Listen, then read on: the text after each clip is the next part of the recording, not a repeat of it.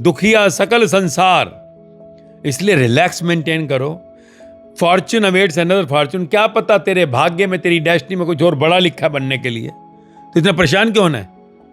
भगवान का दिया शरीर है, इसको दिमाग को तू प्रेशर देगा तो दिमाग के अंदर प्रेशर का मतलब ये तू भगवान को अंदर बैठे हो प्रेशर दे रहा है। जो तेरे को रात को सुलाता है, तेरी थकावट दूर करता है, सुबह तो फ्रेश होता है, दिन में वो आराम करता है अंदर, तू दिमाग को रिएक्शन करता है। Your God is suffering inside. इस शरीर को हमने भगवान का मंदिर कहा है। ये भगवान ने बनाया ना शरीर, ये ईश्वर ने बनाया है। किसी संसार के सेठ ने, किसी कंपनी ने नहीं बनाया। मां के गर्भ में भगवान ने बनाया है और इसे भगवान ही चला रहा है। जब भगवान का शरीर भगवान चला रहा है तो भगवान देखेगा।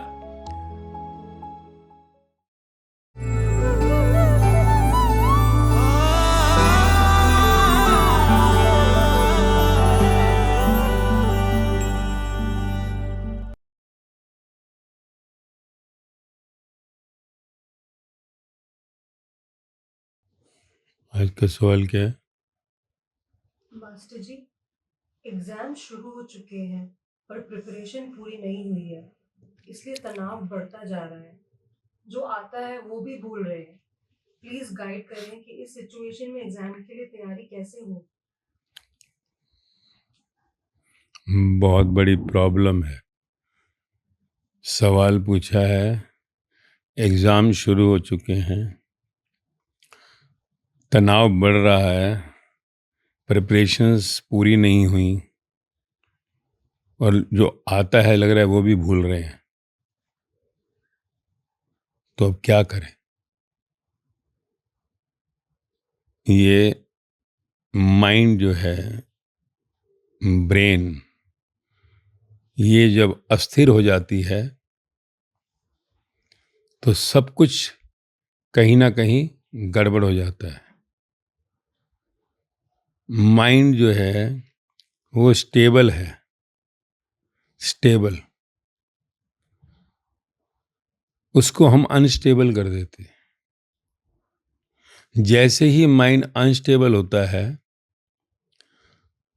जो भी अंदर है हिलावट शुरू हो जाती है। जैसे मान लो कि तालाब, हम कभी गए, तालाब में जाकर साइड में हम बैठते हैं तो देखते हैं पानी पूरा स्टेबल है, पर अगर कोई उसमें एक कंकड़ डाल दे, पत्थर फेंक दे, तो क्या होता है? एकदम पानी स्केटर्ड होता है। अगर सपोज करो कि पानी के पास हम अपना चेहरा देख रहे हैं, तालाब में पानी में अक्स आ रहा है, जैसे ही कंकड़ फेंक दें तो अक्स एकदम ब्रेक हो जाता है, फेस जो एकदम टूट जाता है जैसे, और फिर थोड़ी देर के अंदर वापस वो स्टेबल होते ही फिर चेहरा दिखता है। सेम हमारे इस शरीर रूपी इंस्ट्रूमेंट के अंदर हो रहा है। इस इंस्ट्रूमेंट के अंदर भी पूरा का पूरा एक स्टेबल हमारा कॉन्शियसनेस है, स्टेबल। जैसे इस शरीर को जो बना, आंख, कान, नाक, मुंह, हाथ, पैर चलाने के लिए ऊर्जा बह रही है, पूरे शरीर में जो ऊर्जा बह रही है, एनर्जी, कॉन्शियस, पूरे शरीर को एक्टिवेट करती है। आंख देख रही है, कान सुन रहा है, मुख से हम स्वाद ले रहे हैं, नाक से हम गंध ले रहे हैं, हाथ पैर हमारे यूज हो रहे हैं, और दिमाग भी हमारा चल रहा है सेम। दिमाग को भी वही ऊर्जा, वही करंट जा रहा है जो कि हमारे शरीर के बाकी अंगों को जा रहा है। सेम करंट है, सेम ऊर्जा है। तो जब वो आंख से जा रही है तो दिख रही है आंख, फर्स्ट क्लास, देखो आराम से हम देखते हैं, 3-3 घंटे पिक्चर देखते हैं। कान हमारा लगातार गाने चल रहे हैं, सुन रहा होता है। जीवा हमारी स्वाद ले रही होती है, सब कुछ चल रहा है स्टेबल। पर सडनली जौन सा है, अगर हम कोई पिक्चर देख रहे हैं और एकदम कोई हॉरर शो आ जाता है, हट, तुम्हारी आंख दो, और जैसी आंख रिएक्ट करती है, अंदर पूरा का पूरा सिस्टम हिल जाता है। और आराम से पिक्चर चल रही है नॉर्मल, ठीक, पर जैसे ही कुछ सामने से ऐसा सीन आता है तो इमीडिएटली क्या होता है, हमारे अंदर एकदम उछलाव आता है। ये उछलाव आता है तो सारा का सारा अंदर कॉन्शियस हिल जाता है, पूरी बॉडी को हिला देता है। ऐसे ही कान में कोई शब्द पढ़ रहे हैं, बड़े आराम से म्यूजिक सुन रहे हैं, सडनली एकदम बैंग होता है जोर की, तो एकदम हम हिल जाते हैं। हमारे शरीर के अंदर सब एकदम हिलाव आ जाता है। जीवा के अंदर हम स्वाद ले रहे हैं खाने का, अच्छा अचानक उसमें हरी मिर्च आ गई, एकदम खरता, सब हिल जाता है। और ये सारी की सारी हिलावट जो होती है, जो सीन देख के एकदम होता है, स्वाद से होता है, शब्द से होता है, ये सारा कौन बता रहा है? माइंड, ब्रेन जो है वो बताता है। मिर्ची जैसी आई एकदम खट, दिमाग रिएक्ट करता है, देख गड़बड़ हो गई। कोई सीन देखा, एकदम कौन बताता है? ब्रेन, क्योंकि ब्रेन में फीड किया गया है, ब्रेन में फीड किया गया है, उसी अकॉर्डिंगली जो है रिएक्शंस आते हैं। और वो फीड किसने किया है? हमने ही किया है। कैसे किया है? विचारों से, थॉट्स। थॉट्स अगर हमारे को पता ही ना होता ये कि कोई भूत प्रेत होते हैं, कुछ ऐसा होता है, तो डर लगता? नहीं लगता। पर क्योंकि हमें बताया गया ये आउट ऑफ हमारे जो है ह्यूमन बॉडी के हैं, तो लगता आई वो मूवी में दिखाया एकदम बू। अगर हमें बताया ही नहीं क्या होता, अगर समझो कि हम शरीर से जैसे नगन पैदा हुए और हमारे अंदर ये वासना शब्द हमें पता ही ना होता, नगनता ही बनी रहती, कपड़े कभी मिले ही नहीं होते, तो जैसे ही कोई सीन आता है कभी, हमारा एकदम वासना चल जाती है अंदर, वो आई होती नहीं। हमें जानवरों को देखा, पंछियों को देखा, कितनी वासना दिखाई देती है, उनके लिए है ही नहीं। तो सारा ये सिग्नल कौन दे रहा है? क्योंकि हमारे ब्रेन में फीड कर दिया गया, शरीर हमारे ब्रेन में फीड कर दिया गया, ये प्रेत भूत हमारे ब्रेन ने फीड कर लिया सब कुछ। आवाज आती है शब्दों की, और ये ऊंची आवाज, ये कम आवाज, ये सब चीजें जो सी हैं, हमारे अंदर शब्दों का जमावड़ा है, कलेक्शन ऑफ द वर्ड्स। तो ये जो हमारे अंदर ज्ञान जिसको हम कहते हैं गया है, वही ज्ञान हमारे जीवन में जब हम नहीं समझ पाते तो हमारी डिस्टरबेंस का कारण बन जाता है। अगर हम समझ लें कि सब कुछ खेल है, हम कभी भी पंछियों को देख के हैरान नहीं होते कि पंछी उड़ रहे हैं। कहते हैं पंछी नीचे की क्यों नहीं है, उड़ते हैं। हम 3 फुट ऊपर छलांग मारे हमारे घुटने टूट जाएं। यहाँ कोई अगर हाई जंप ले ले 6 फुट का तो उसे ओलंपिक गोल्ड मेडल दे देगा। 8 फुट का ले लिया, पता लगा कि मेडल ले गया। लॉन्ग जंप जो से हमारे पानी पर अगर हम चलने लग जाएं तो हमारे को कितना मेडल मिल जाए, हमारी लोग पूजा करनी शुरू कर दें। और पानी पर बत्तख और सब चल रहे हैं, कोई पूजा नहीं कर रहा। कौवा कबूतर उड़ रहे हैं, कोई पूजा नहीं कर रहा, क्योंकि हमने एक्सेप्ट कर लिया ना। ऐसे ही हम जब एक्सेप्ट कर लेते हैं कि ये ऐसे ही है, सब खेल है, सब गेम है, तो फिर एक्सेप्टेंस करते ही कि सब खेल है, हमारे अंदर जो लहरें उठती नहीं, हमारा दिमाग हमें रिएक्शन देगा ही नहीं। दिमाग जो है, brain, mind is the nucleus part of your body. Brain से ही सब रिएक्शंस आते हैं, अच्छा बुरा, सुंदर असुंदर, कम ज्यादा, जो भी आता है, सम्मान अपमान, जन्म मृत्यु, कौन बता रहा है? ब्रेन बता रहा है, बुद्धि। बुद्धि रिएक्ट करती है। जिसके पास माइंड ही नहीं है उसको कोई रिएक्शन नहीं आएगा। तुम चले जाओ पागल खाने में, जो बिल्कुल कहते हैं पागल हो गया है, उसको कोई फर्क पड़ता है अच्छा बुरा क्या है? उसको पता रहता है लाभ हानि क्या होता है, मान अपमान क्या होता है, जन्म मृत्यु। उसे जाकर देखो, हम उसी को तो पागल कहते हैं जिसको कोई फर्क ही नहीं पड़ता। कहते हैं ये पागल है, अबे ये देख कपड़े उतार के नगन ही घूम लेता है, तो है पागल। फर्क ही नहीं पड़ता, इतना नुकसान हो गया घर में, इसे फर्क ही नहीं पड़ रहा है। तो जिसको कोई फर्क ही नहीं पड़ता किसी चीज का, तो वो जो स्टेट, एक माइंड जो है उसका कहीं फंक्शन करना प्रॉपर बंद कर गया, उसको हम पागल कहते हैं।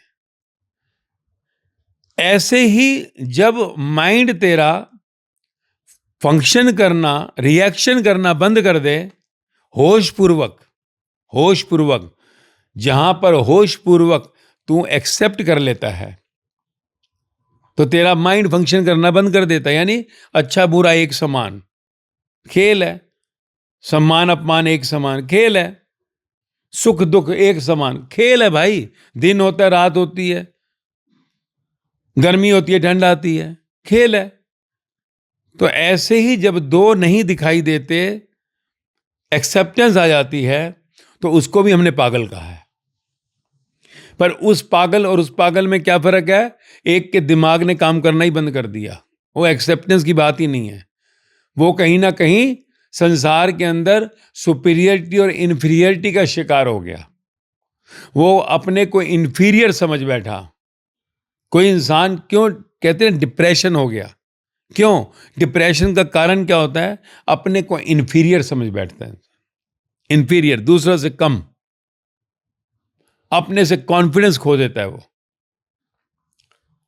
कहीं पर भी वो संसार के कंपटीशन से अपने को बहुत दूर कर लेता है कि मेरे से नहीं होगा।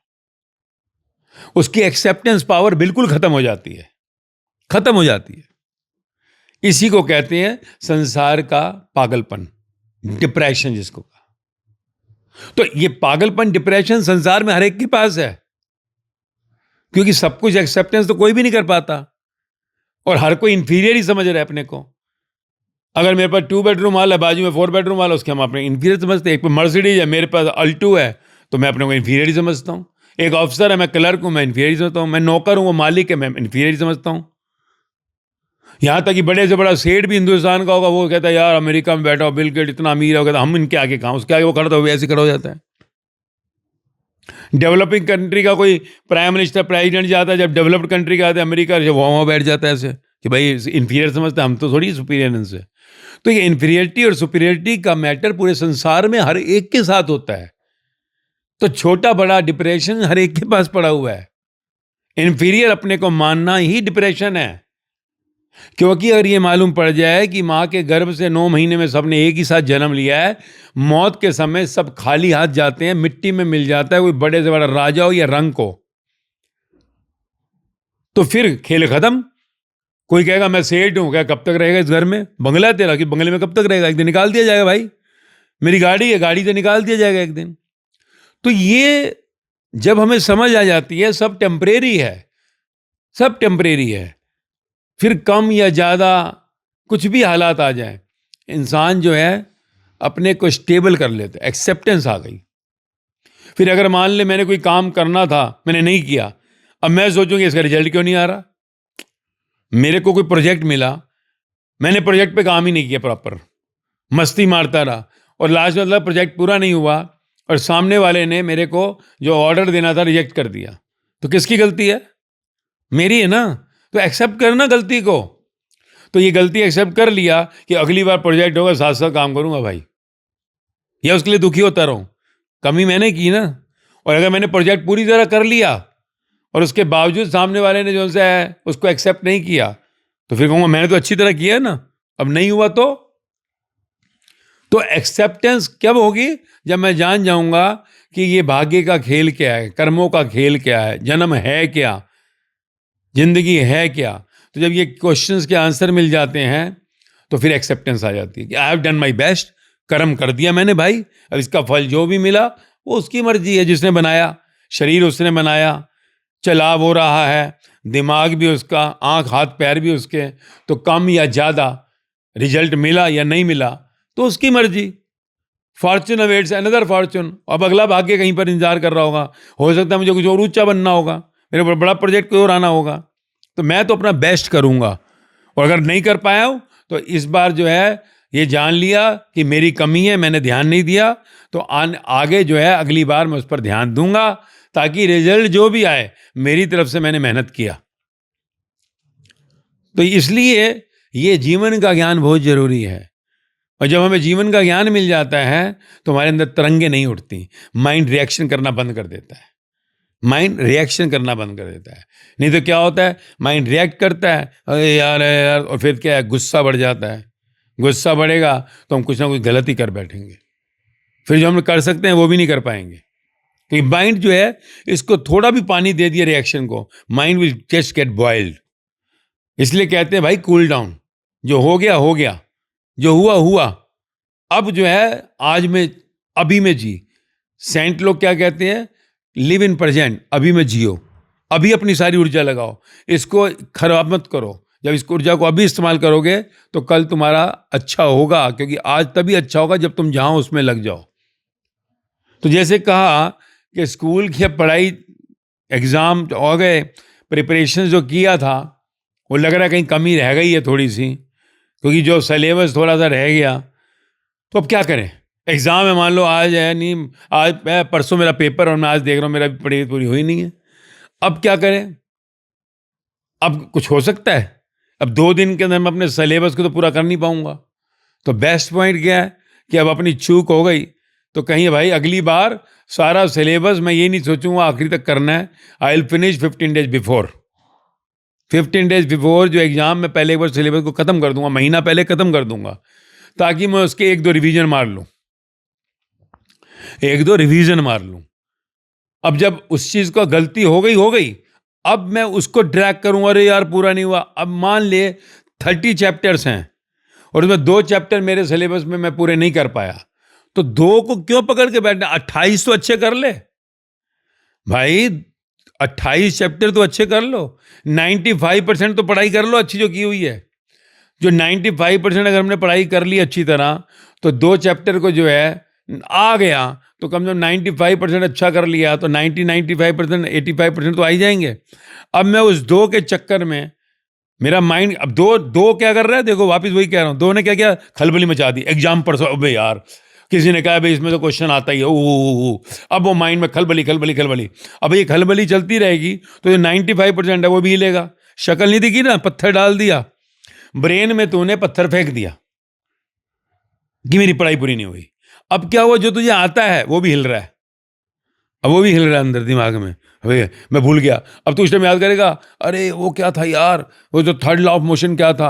अब तू अच्छा भला देखा कि तुझे याद था जो, वो भी भूलने लगा। अब तेरे दिमाग को शेक और होने लग गया, अब और खलबली मच गई, ले ये भी भूल गया। अब फटाफट वो बुक निकालो, थर्ड लॉ ऑफ मोशन। अब वो पढ़ा, थोड़ा हुआ, थोड़ी देर बाद अरे पता लगा वो क्या था, वेलोसिटी क्या थी, अरे मैं भूल गया वो चार्ल्स लॉ क्या था। तो ये एक जोन सा है गलती, एक पत्थर फेंकना और उसको स्टेबल ना करना, कम बैक नहीं करना, भूल नहीं जाना उन 2 को। तेरे 2 से फिर वापस 20 चैप्टर और एक दिन आखिरी तक ले जाता है, तेरा माइंड डिस्टर्ब हो जाता है। तब तक 2 दिन आ गए, एग्जाम भी आ गया। अब एग्जाम में क्या करेगा? तेरे को एग्जाम के अंदर 95% तूने प्रिपेयर किया था, 5% के कारण तूने 95% में जो आता था, एग्जाम में जैसे क्वेश्चन का आंसर देने लगा, लिखा ही नहीं जा रहा।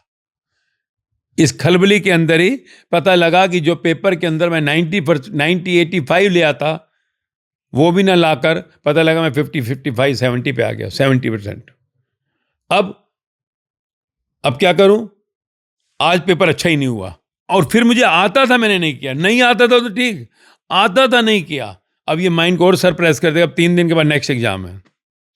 अब यही अंदर पत्थर जो पड़े हुए हैं, साइंस का पेपर अच्छा नहीं हुआ, आता था नहीं कर पाया, ये और तेरे को जो है कंकड़ पड़ते रहेंगे दिमाग में उसके। तो अगला तेरा मैथ का पेपर है, साइंस चल रही है अभी तक, उससे जो मैथमेटिक्स का पेपर तेरे को आता था, हाँ तूने 100 आता था, उसमें भी कहीं डिस्टर्बेंस आने लगी, और ऐसे एक के पीछे एक सब पेपर गड़बड़ होते चले गए। तो मेरा कहने का है कि तू इस ब्रेन को स्टेबल रख, शांत रख, शांत। एग्जाम्स का पीरियड का मतलब ही है साइलेंस, मेंटेन साइलेंस। साइलेंस कैसे मेंटेन होगा? जब तू जो भी तुझे आता है उन पॉइंटर पे ध्यान दे बस। अगर समय कम है, 2 दिन है, पहले उसको बेस्ट पार्ट को कर कि ये तो मेरा परफेक्शन है, इस जो है 75% सिलेबस के अंदर कुछ भी आएगा, आई एम 100%। बचा हुआ मेरा ये 20% है, अगर 15% है, ये आएगा तो आई नो बेटर। फिर लास्ट का ये 5 आया तो ईश्वर मालिक है, गॉड माई लक आ गया तो भाई 5% उसको गो थ्रू करना है, सिर्फ गो थ्रू, ताकि कुछ तो लिख दे, मैं something to write, go through. और अगली बार के लिए सबक, पॉइंटर, एग्जाम के बाद डायरी में पॉइंटर कि I have to complete my syllabus before time. 15 दिन, 1 महीना पहले मेरा सिलेबस पूरा हो जाए ताकि मैं 2 बार रिवीजन कर लूं। तो उसको जो है मैं पहले पॉइंटर बना लूं। और अगर मैं कुछ भूल रहा हूं बार बार, तो क्यों भूल रहा हूं? कहीं ना कहीं गड़बड़ है, पॉइंटर, कि मेरी राइटिंग प्रैक्टिस नहीं थी। रीड, अंडरस्टैंड, पढ़ो, समझो, उसको पॉइंट्स में कन्वर्ट करो। पूरा पेज तुम नहीं याद कर सकते, पॉइंट बना लो उस पेज में पैराग्राफ वाइज। अगर 3 पैराग्राफ हैं तो एक एक पॉइंट, 3 पॉइंट बना लो छोटे छोटे। तो पॉइंटों को मगअप करो। और फिर उसकी writing practice is very important in the explanatory answers. Explanatory answer, writing practice is must. उसके बिना 100% एग्जाम में टेंशन आएगा ही आएगा। इसलिए जो जितनी भी टेंशन आती है वो सिर्फ because of not having a writing practice. If you read, understand, convert in points, mug up and right, अगर इस 5 पॉइंट फार्मूले पे चलोगे, आप टेंशन कितना भी आ जाए, you will not forget if you have the final writing, points and writing.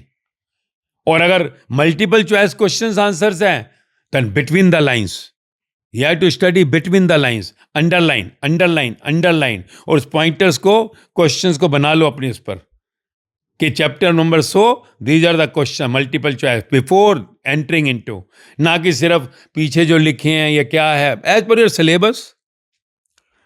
Between the lines you have to study when it is a multiple choice question. उसमें सिलेक्शन नहीं चलेगा, एक्सप्लेनेटरी में चल जाता है क्या लिखा थोड़ा, but in multiple choice you have to go between the line. क्योंकि क्वेश्चन घुमा घुमा के पूछ सकता है, क्वेश्चन घुमा घुमा के पूछ सकता है। अब डिपेंड अपॉन योर एग्जाम, कि अब 7th स्टैंडर्ड एग्जाम है, 6th है, 9th है, और तुम्हारे कोई बिजनेस के कोई प्रोफेशनल एग्जाम्स दे रहे हो, तो वहां पर तो बिटवीन द लाइन पढ़ना है। As per that your what, छोटी क्लासेज उसमें ज्यादा नहीं हो, तो पीछे लिख के वही आना है। सोल इमोर्टल है, ओब्लिक इमोर्टल, और सिंपल है वो तो, है ना। तो मेन है you are practising in writing in explanatory answers. उसमें जो है बिना समझे पॉइंट डाले मगअप मत करना, नहीं तो भूलने की चांस है। उसको राइटिंग प्रैक्टिस करना। और जब मल्टीपल चॉइस है, between the lines as per your exam. बड़े एग्जाम है तो बिटवीन द लाइंस क्वेश्चन घूम घूम के आता है, तुम कहोगे यार मैं तो ऐसे पढ़ा था। तो ये जब आपकी कहीं पर गलती हो गई, अब एग्जाम के दौरान, एग्जाम आ गए सिर पे, फॉरगेट, जितना लॉक कर दो। मेरा परसों एग्जाम है 2 दिन बाद, भाई ब्रेन लॉक्ड, खत्म। इसको नहीं डिस्टर्ब, इस पर पत्थर नहीं फेंकूंगा मैं कोई भी, कि साइंस का एग्जाम है मैथ के पत्थर फेंकूंगा, मैथ का एग्जाम है इंग्लिश के पत्थर फेंकूंगा। No, gone is gone. जो मुझे आता है बेस्ट वो मैं देखूंगा पहले, रिवीजन। सेकंड पार्ट पे जो थोड़ा कम है, लास्ट जो बिल्कुल नहीं आता, गो थ्रू। पर नेक्स्ट टाइम पॉइंटर कि पूरा सिलेबस बिफोर टाइम मैंने पूरा कर लेना है। Between the lines 5 point formula, read, understand, change in point, mug up and right, writing practice. तो ये अगर हम एनालाइज कर कर ब्रेन को कहेंगे कूल, अब एग्जाम आया, एग्जाम में जो है वो 5% से क्वेश्चन आया, मैं नहीं कर पाया 100% में, जो है वो 5% 10% के क्वेश्चन, 90% में 75 मेरे बेस्ट है, मैं पहले वो कर रहा हूँ। पेपर आते सबसे पहले वो करने जो बेस्ट हैं, देखना ही नहीं ज़्यादा फालतू, जो बेस्ट आता है करते जो पहले उनको करो फटाफट, कि ये 100% काम तो पूरा करो। सेकंड पार्ट के अंदर किसको करना है? जो सेकंड राउंड है जिसमें कम थोड़ा आता है। थर्ड पार्ट कौन सा है? जो आता ही नहीं है। ताकि जब एग्जाम दें तो हम पूरा, और ये race against time, that is very important. You have to, because time is short, see the time, बहुत सामने रहो जब एग्जाम दे रहे हो। टाइम, क्योंकि आजकल बहुत बड़ा, ये ना हो कि पता लगा 4 ही क्वेश्चन किया, टाइम भी हो गया। So you should be very fast, और जो बेस्ट आता है उसी में पहले टाइम जल्दी जल्दी फटाफट कर दो। क्या मल्टीपल चॉइस है? रेस अगेंस्ट टाइम, 100 क्वेश्चन है मल्टीपल चॉइस, और उन्हें 40 मिनट्स में करना है। So time should be there, फट फट फट फट फट, and always remember to put the marking. ये ना हो ABCD में B पे मार्क मार दिया, क्वेश्चन एक ऊपर नीचे हो गए, नंबर ध्यान देना है। एक क्वेश्चन नंबर की जगह तीसरे का ज्यादा, चौथे पे आंसर लग गया, सारे गड़बड़ हो गए। ये जनरली प्रॉब्लम आती है। और अगर गलती हो गई आज के एग्जाम में मेरे से, हो गई, भूल जाओ, स्टेबल, पत्थर मत फेंको, अगला साइंस का आ रहा है, इंग्लिश को मत फेंक दो। नहीं तो क्या है, एक गलती दूसरे एग्जाम को खराब करेगी, दूसरी तीसरे को, चौथे को, लास्ट में रिजल्ट क्या होगा? जो 90% मार्क्स आने थे, 85 आने थे, वो पता लगा 70 आ गए, 60 आ गए। अब माइंड और सरप्रेस हो गया। अब ये सरप्रेशर हुआ, फिर कहते अरे बड़े परेशान है, ओवर थिंकिंग करते करते पता लगा डिप्रेशन आ गया। तो समझना है, एग्जाम कोई हुआ नहीं है, हुआ as normal life you are living, live normal natural. और कुछ होने वाला नहीं है भाई। कम या ज्यादा हो गया, 95%, 90% मार्क्स वाले भी जो उनसे आज नौकरियां नहीं मिल रही हैं, 70 वालों को मिल जाती हैं। So not to worry about competition. Exams के अंदर कोई परसेंटेज नहीं पूछता। आईएएस के एग्जाम देने हैं तो मेरे ख्याल 50% मार्क्स ही चाहिए। आईएएस कलेक्टर कमिश्नर बनना है, 50%, शायद इतना ही, अभी 60 कर दे, 50 ही लग रहा है मुझे होगा, पहले हमारे 50 था। तो कोई भी एग्जाम देना इतना हुआ नहीं है। बैंक ऑफिसर बनना है, एडमिनिस्ट्रेटिव ऑफिसर बनना है, आईएएस कलेक्टर कमिश्नर बनना है, टॉप सर्विस इन इंडिया। तो अगर तुम्हारी इतनी क्वालिफाई है, कर सकते हो। तो इतना परेशान पजल होने की जरूरत है, जिंदगी खत्म ही हो जाएगी 95 नहीं आए तो, कि नहीं इंजीनियर ही बनना है मेरे को तो डॉक्टर ही बनना है। Fortune awaits another fortune, so don't get disturb and tense which creates so much havoc in you, कि जैसे जिंदगी खत्म ही हो जाएगी। अब देखते हैं ना, कई बच्चे हमारे डिप्रेशन में जा रहे हैं, सुसाइडल थॉट आ रहे हैं, जैसे बस डॉक्टर नहीं बना तो दुनिया खत्म हो जाएगी, इंजीनियर नहीं बना दुनिया खत्म हो जाएगी। कुछ नहीं कि डॉक्टर बड़े खुश बैठे हुए हैं, जाकर देखो डॉक्टरों का हाल क्या हुआ पड़ा है। इंजीनियर खुश बैठे हुए हैं, जाकर देखो, सीए खुश है, सीईओ को पूछो जाकर। Nobody is happy in the world, दुखिया सकल संसार। इसलिए रिलैक्स मेंटेन करो। फॉर्च्यून अवेट्स अनदर फॉर्च्यून, क्या पता तेरे भाग्य में, तेरी डेस्टिनी में कुछ और बड़ा लिखा बनने के लिए। तो इतना परेशान क्यों होना है? भगवान का दिया शरीर है, इसको दिमाग को तू प्रेशर देगा तो दिमाग के अंदर प्रेशर का मतलब ये तू भगवान को अंदर बैठे होकर प्रेशर दे रहा है। जो तेरे को रात को सुलाता है, तेरी थकावट दूर करता है, सुबह तो फ्रेश होता है, दिन में वो आराम करता है अंदर, तू दिमाग को रिएक्शन करता है। Your God is suffering inside. इस शरीर को हमने भगवान का मंदिर कहा है। ये भगवान ने बनाया ना शरीर, ये ईश्वर ने बनाया है, किसी संसार के सेठ ने, किसी कंपनी ने नहीं बनाया। मां के गर्भ में भगवान ने बनाया है और इसे भगवान ही चला रहा है। जब भगवान का शरीर भगवान चला रहा है तो भगवान देखेगा। तू क्यों दुखी हो रहा है? तू अपना कर्म कर, कर्म, डू योर बेस्ट। चूक हो गई, कम किया, कोई नहीं, अगली बार ध्यान देंगे। जो आता है वो तो बेस्ट कर, जो आता है वो बेस्ट कर।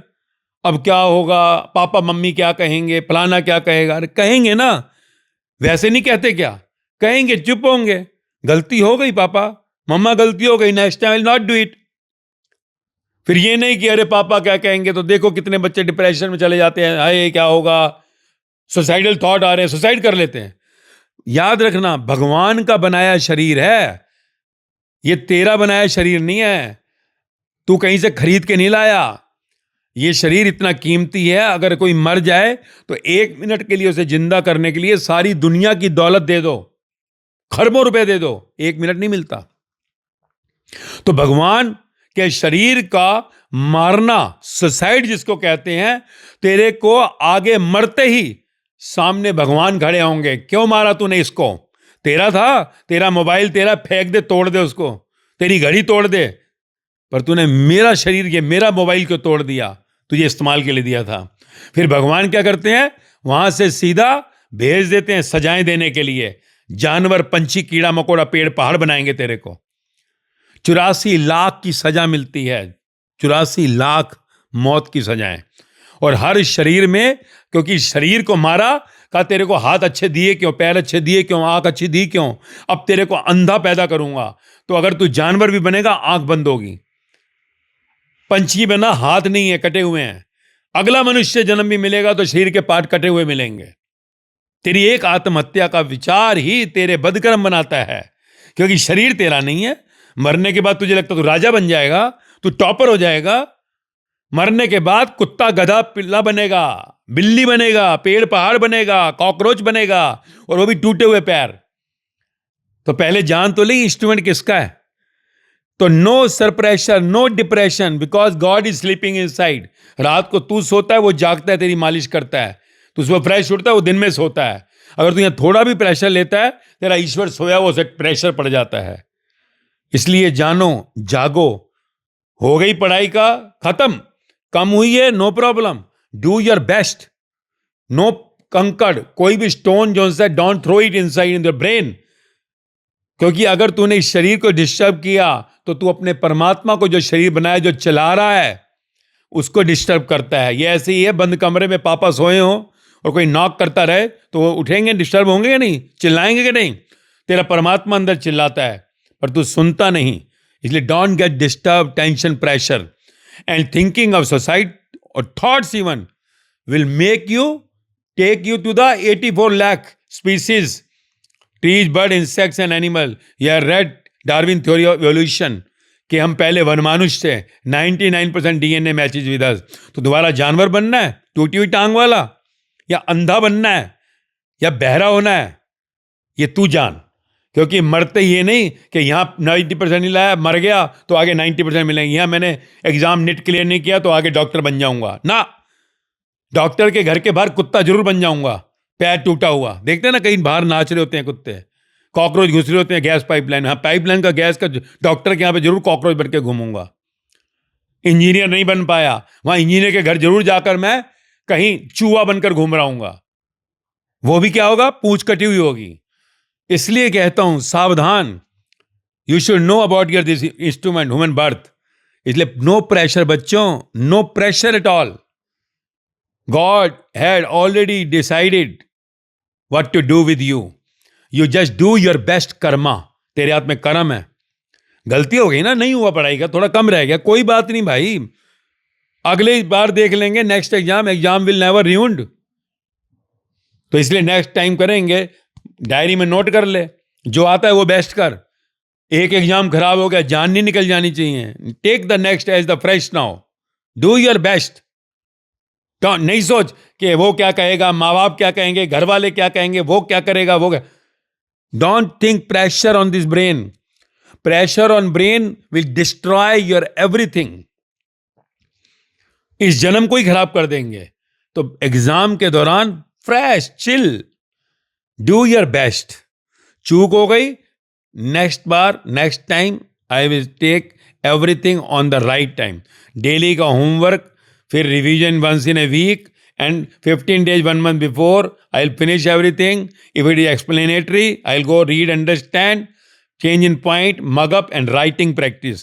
If it is in multiple choice question, I'll go between the lines as per your whatever exam you are giving. तो अगर आप लोग ये करोगे तो आपके अंदर प्रेशर नहीं आएगा। हर प्रेशर आपके अंदर बैठे उस परमात्मा को दुखी करता है, उसकी नींद खराब करता है, जो रात को आपको सुलाकर फ्रेश करता है। और इसको थॉट भी मत लाना मारने की, मर जाए कोई मरना है, तू मत मरियो। तेरा बदकर्म तुझे जानवर बनाएगा, पंछी, कीड़ा मकोड़ा, पेड़ पहाड़। तो बाहर चलते हुए जानवरों को देखना, पंछियों को देखना कि मरकर वहां पहुंचना है। मरकर ये नहीं टॉपर बना देंगे, वहां नहीं, वो चला जा, अरे वाह बेटा बढ़िया आ गया, तो बेटी आ गई, वाह वाह, आ तेरे को अफसर बना देंगे यहाँ, नो। और वहां पर रोना पड़ेगा, that I lost this human birth. देखते हैं ना जानवर रो रहे हैं, ये रो रहे हैं, कुत्ते रो रहे हैं, भाव भाव नहीं कर रहे, मियाओं में बिल्ली रो रही है, पंछी जब रो रहे हैं कि हमसे गलती हो गई, तुमको बता रहे हैं कि don't do this all tension pressure in your brain. God will never be happy with you because this is God instrument, God and made it. भगवान ने बनाया इसको, भगवान चला रहा है। ये कहीं से खरीद के नहीं लाया कि पापा न्यूयॉर्क से खरीद के लाया था या माँ लंदन से खरीद के लाई थी। दिमाग भी किसी का नहीं, उसी के एक का है। So do everything in relax. If disturb, come back within 5 minutes, face the next exam, relax, सब अच्छा होगा। फिर then God will be with you, God will grace you. ये एग्जाम देखोगे ऑटोमेटिकली, जो नहीं आया था पढ़ा था वो आया ही नहीं, अपने आप देखोगे जो पढ़ा नहीं आया ही नहीं, यू सी। पर अगली बार अच्छा प्रिपेयर करना है, ये नहीं कि अभी चलो फिर तो भगवान ही करेगा। कर्म तो करना है ना, ईश्वर ने क्यों सजाया इस सृष्टि को, प्रकृति को, कर्म करना है तुमको। कर्म करोगे तो परमात्मा खुश होगा, पर डिस्टर्ब होके करोगे, God will not be happy. गलती हो गई ना, सुधारो अगली बार। Don't see yourself inferior. इतने देखो आज IAS अफसर बने हुए, collector, commissioner, the top service in India. जाकर देखो उनमें से कितनों के जो है 70% मार्क्स आए हैं, 65 आए हैं, 60। I have seen with the 50% qualified and become collector. फिर 95 के लिए क्यों पागल हो जाना है, 99 के लिए क्यों पागल हो जाना है। हाँ आए 99, गुड, 95 आए, good. So don't get mad, don't get disturb, tension, tortured, give your best. If 99 comes, good, 100 come, good. But don't put pressure here. Pressure here means you are just disturbing the creator, the God who had made this body, the owner of this body.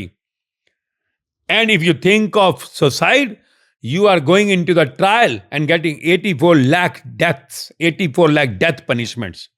Going in different, you see and check in Google. Google में check करो, 30 लाख किस्म के पेड़, 20 लाख किस्म के जानवर, 12 लाख किस्म के पंछी, 10 लाख किस्म की पानी की मछलियां, 84 lakh species. You will go and travel in all this body with the handicapped body. So never think of suicidal thoughts. It is not yours. You can only kill your mobile if throw it. You have purchased. Your father will just say you something. You throw your laptop, but you cannot do touch to this body. You are not the owner of this body. Pressure here will make the God unhappy. So come back immediately to the relaxed state. Fortune awaits another fortune. Maybe something good for you. Doctor नहीं बना, NEET निकलेगा. कौन सी आफत आ गई?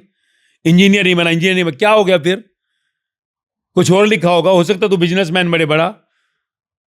सारे businessman तो देख दुनिया के अंदर सब पढ़े लिखे हैं क्या? हो जाए बड़ा बिजनेसमैन. तेरे अंडर जो सा पता लगा 50 चार्टर्ड अकाउंटेंट काम कर रहे हैं, 100 इंजीनियर काम कर रहे हैं. Be in relax, but do your best. इसका नहीं कि पढ़ो ही नहीं, फिर तो बढ़िया है ना. Do your best. Once you do your best karma, तो फिर जीवन में आपको कभी भी दुख नहीं आएगा.